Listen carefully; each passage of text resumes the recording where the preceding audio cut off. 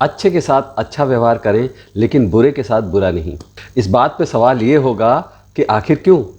तो जवाब है, हीरा हीरे को तराश सकता है, लेकिन कीचड़ से कीचड़ साफ नहीं हो सकती। सही बात है ना दोस्तों। नमस्कार, मैं आपके सुख दुख का साथी लाइफ कोच सरस कमल। आज चर्चा इसी बात पर होगी कि कोई हमारी भलमनसाहत का, शराफत का नाजायज़ फ़ायदा उठाए तो क्या करें? कैसे अपनी एनर्जी और अपने आत्मसम्मान को बचा कर रखें? और इस बात को समझने के लिए एक छोटी सी कहानी का रेफरेंस भी लेंगे। ये हमेशा की तरह एक प्रैक्टिकल सॉल्यूशन देने वाली वीडियो होगी, समस्या और उनके समाधान भी। तो वीडियो को एंड तक ज़रूर देखिएगा। और इससे पहले ये भी देख लीजिए कि आपने ये चैनल अभी तक सब्सक्राइब किया है या नहीं। अगर नहीं किया है तो तुरंत इसको सब्सक्राइब कीजिए, बेल आइकन को दबाइए, लाइक बटन को दबा दीजिए। लगातार सॉल्यूशन ओरिएंटेड वीडियोस आपको यहाँ देखने को मिलती हैं, तो फैलाइए इस पॉजिटिविटी को और ज़्यादा से ज़्यादा शेयर भी कीजिए। तो पहले हम आते हैं अपनी छोटी सी इस कहानी पर। ये कहानी है एक सज्जन की और एक बिच्छू की। बहुत समय पहले की बात है। किसी गांव में एक साधु प्रवृत्ति के सज्जन रहा करते थे। सीधे साधे, सरल, सहज प्रवृत्ति वाले ये सज्जन हर दिन सुबह नदी पर जाकर स्नान आदि किया करते थे और सूर्य देव को अर्घ्य चढ़ाया करते थे। एक दिन ये सज्जन स्नान करने नदी में उतरने लगे तो उन्होंने देखा कि पानी में एक बिच्छू बहा चला जा रहा है। उन सज्जन ने बिच्छू की ओर हाथ बढ़ाया उसको बाहर निकालने के लिए, तो बिच्छू ने उनके हाथ पर डंक मार दिया। उन्होंने हाथ थोड़ा पीछे किया और फिर कोशिश की बिच्छू को निकालने के लिए। बिच्छू ने फिर उन्हें डंक मार दिया, लेकिन किसी तरह उन्होंने बिच्छू को निकाल कर बाहर किनारे की तरफ रख दिया और बिच्छू बड़ी तेज़ी के साथ सूखे की ओर भागने लगा। लेकिन तभी हवा के एक तेज़ झोंके से, लहर के साथ बिच्छू फिर से पानी में वापस आ गया, बहने लगा। सज्जन ने इसे देखा तो उन्होंने फिर से बिच्छू की ओर जाकर उसको निकालने की कोशिश करी। बिच्छू ने फिर उन्हें डंक मार दिया, लेकिन इस बार उन्होंने उसे अच्छी तरह से पकड़कर बाहर निकाल लिया। बिच्छू उनको डंक मारे जा रहा था, अब उनके हाथ से खून टपक रहा था। उन सज्जन ने उस बिच्छू को दूर सूखे में ले जाकर छोड़ दिया। ये सब नज़ारा एक दूर से एक दूसरा शख्स खड़ा हुआ देख रहा था। वो उनके पास आया और उनसे पूछा कि मैं बहुत देर से देख रहा हूँ कि आप इस दुष्ट बिच्छू को बचाने के लिए कितनी कोशिश कर रहे हैं और ये आपको लगातार डंक मारे जा रहा है, यहाँ तक कि आपके हाथ से खून भी निकलने लगा। इतने बुरे प्राणी के साथ इतना अच्छा बर्ताव क्यों ज़रूरी है? क्या जैसे को तैसा नहीं करना चाहिए? आ गया ना हमारा सवाल आज का। देखें उन सज्जन ने क्या जवाब दिया। बिच्छू को पानी से दूर छोड़ते हुए उन सज्जन ने उस व्यक्ति से कहा, देखो ये बिच्छू एक छोटा सा कीड़ा क्या कर रहा था? अपने स्वभाव के अनुसार ही तो कर रहा था। उसका स्वभाव है डंक मारना। वो अपना धर्म निभा रहा था, वही उसका धर्म है, वही उसका कर्म है। और मैं तो फिर एक इंसान हूँ, तो मैं अपनी इंसानियत कैसे छोड़ सकता हूँ? यही मेरा धर्म है, मैं उसे निभा रहा हूँ। जी हाँ, देखा आपने, बात इतनी सी ही है। हमारा व्यवहार किसी भी बाहरी परिस्थिति या बाहरी व्यक्ति के नियंत्रण में नहीं होना चाहिए।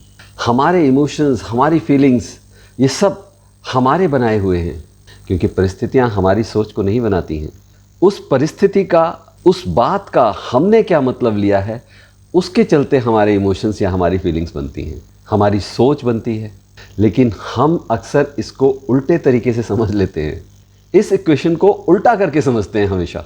यानी ये मान लेते हैं कि हालात और दूसरे लोगों के कारण हमने ऐसा किया। समीकरण उलट गए तो रिजल्ट्स भी उलट गए और एक उल्टी धारा बहने लगी जिसका कोई और छोर नहीं रहता।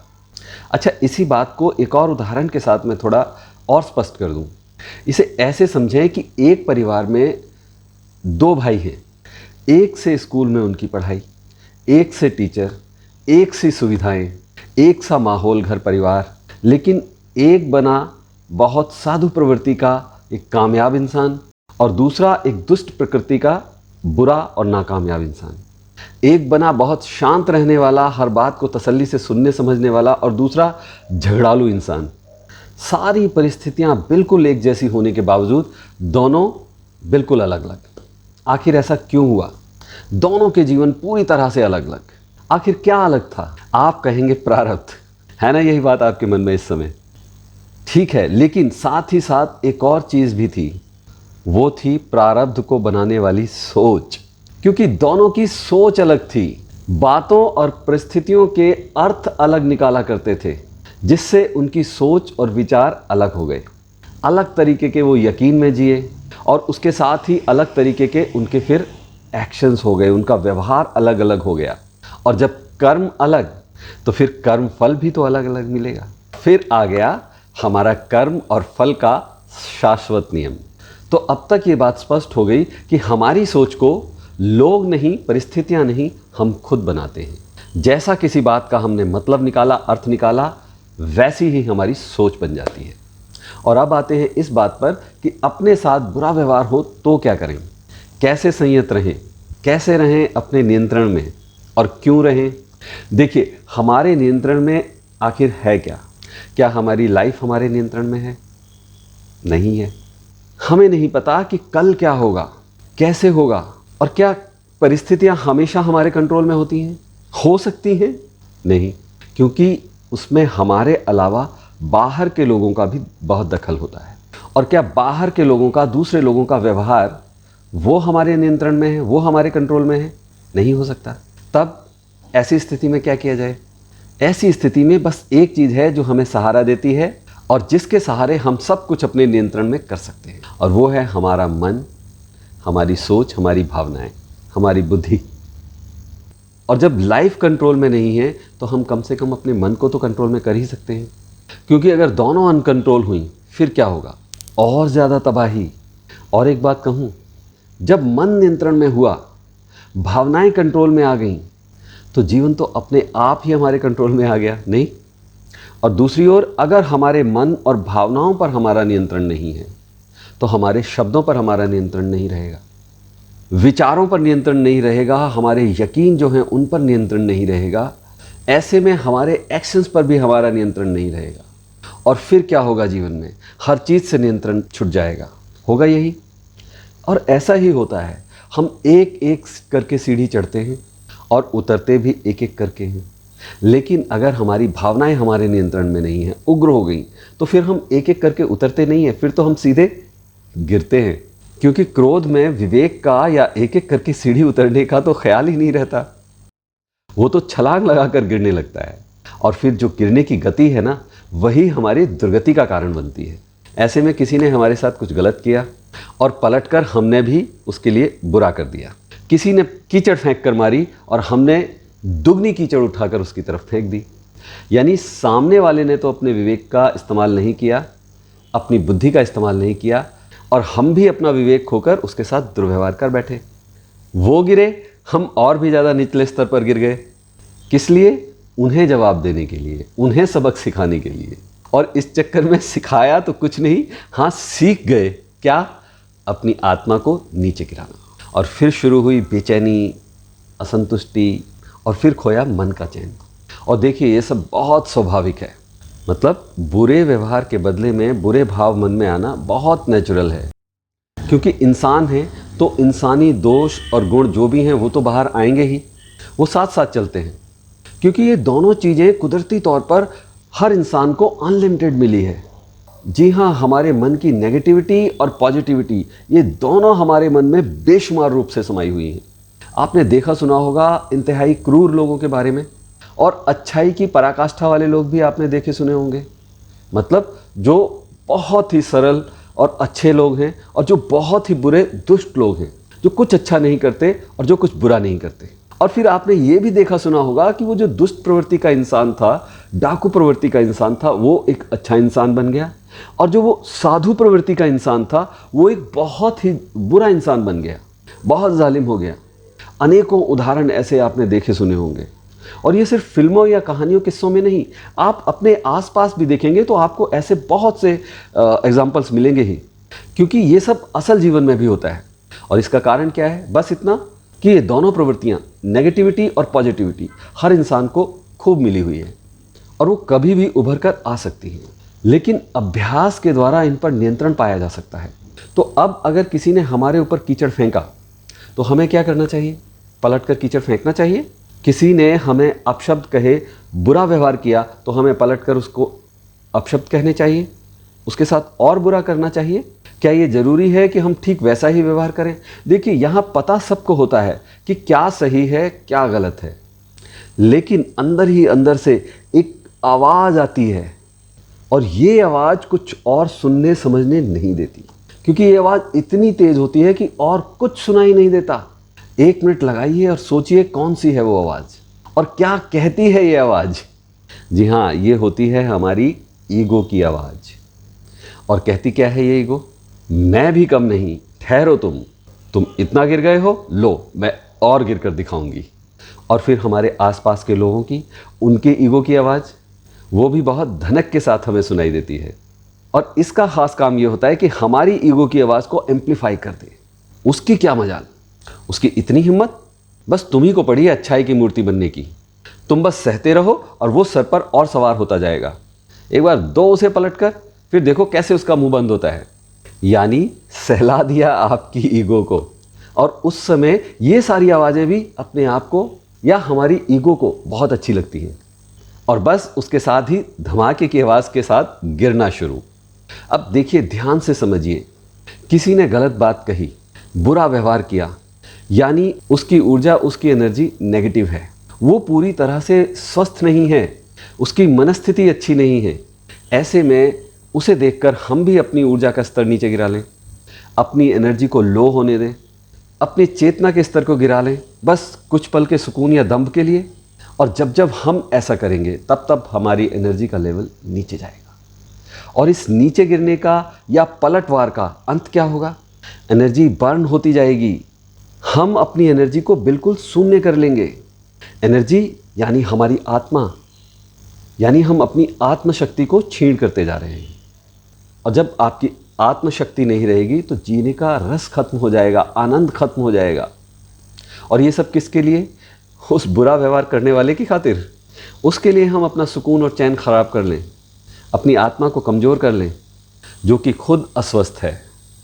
अब किसी की मानसिक स्थिति ठीक नहीं, वो स्वस्थ नहीं, तभी तो वो किसी के साथ बुरा व्यवहार करता है, या उसकी आदत होती है। अब देखिए, अगर किसी की आदत है बुरा व्यवहार करने की, तो ये उसकी आदत है, वो अपनी एनर्जी को ख़त्म कर रहा है। हम उसकी खातिर अपनी एनर्जी को क्यों ख़त्म करें? हम अपनी आदत को क्यों छोड़ें? हमें अपनी सकारात्मक ऊर्जा को नहीं छोड़ना चाहिए। और इसीलिए जब हम किसी के दुर्व्यवहार का भी शांति से जवाब देते हैं तो हमारी आत्मशक्ति बढ़ती है। हम किसी भी तरीके का टकराव ना पालें और रस्साकसी में अपनी ओर का सिरा ढीला छोड़ दें। और ऐसा करेंगे तो क्या होगा?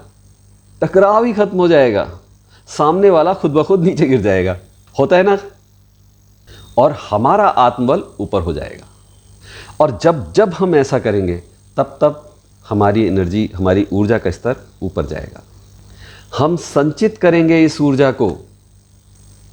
बेशक ऐसे में कुछ लोग कहेंगे कि भाई कोई हमारा लगातार फ़ायदा उठाता जा रहा है, लगातार फ़ायदा उठाता जा रहा है। तो अरे, कोई अगर आपका फ़ायदा उठा रहा है तो इससे बढ़िया बात क्या है? यही तो असली कामयाबी है, एक इंसान की असली सफलता।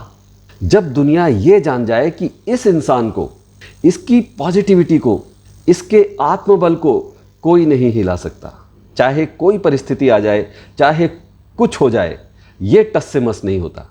और वरना सोचिए एक क्षीण आत्मबल वाले इंसान के बारे में। उसके पास सब भौतिक साधन है और वो सब उसने अपने परिवार में बच्चों को उपलब्ध भी कराए हैं, लेकिन क्या नहीं दे सका वो अपने परिवार को? वो है सकारात्मक ऊर्जा।